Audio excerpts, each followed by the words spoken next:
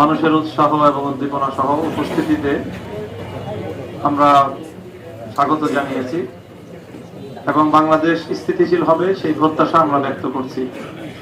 স্বাভাবিকভাবে স্থিতিশীলতার জন্য যারা এই মুহূর্তে বিজয়ী ঘোষণা করা হয়েছে, যাদেরকে বাংলাদেশের স্থিতিশীলতা রক্ষা করা তাদের প্রধান দায়িত্ব, তারাই যদি দেশকে অস্থিতিশীলতার দিকে ঠেলে দেয় তাহলে দেশের জন্য সেটা হবে সবচেয়ে হতাশাজনক বিষয় এবং উদ্ভূত পরিস্থিতির জন্য সম্পূর্ণ দায় তাদেরকে নিতে হবে।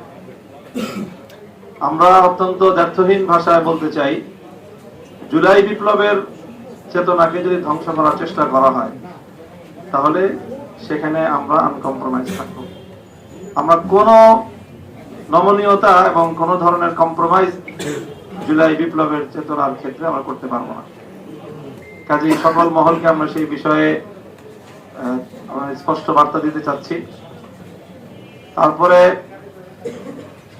ইলেকশনটার যে বিষয়ে আমরা আমাদের গতকাল থেকে আজকে বলে আসছি আমরা যে আমরা তো আমাদের ইতিবাচক ভাবে আমরা ব্যক্ত করতে চাচ্ছি প্রতিক্রিয়া, কিন্তু পরিষ্কার যে ইলেকশনটা তো একটা সময় পর্যন্ত অথবা ভোট গ্রহণ হওয়া পর্যন্ত মোটামুটি দৃশ্যমান রাখা হয়েছে, কোনো গন্ডগোল যেন না হয়।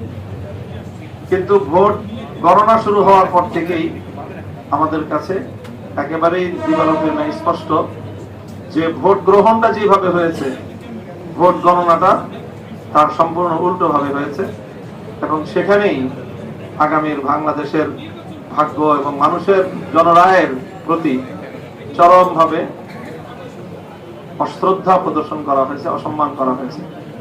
এটা যারা করেছেন বাংলাদেশের কাছে তাদেরকে দায়ী থাকতে হবে ইনশাআল্লাহ। এবং ইতিহাস বারবার ফিরে আসে, বাংলাদেশের মানুষ তাদের এই ব্যালটের অধিকার অবশ্যই তারা উদ্ধার করে ছাড়বে ইনশাআল্লাহ, সেই প্রত্যয় আমরা ব্যক্ত করছি। ধন্যবাদ।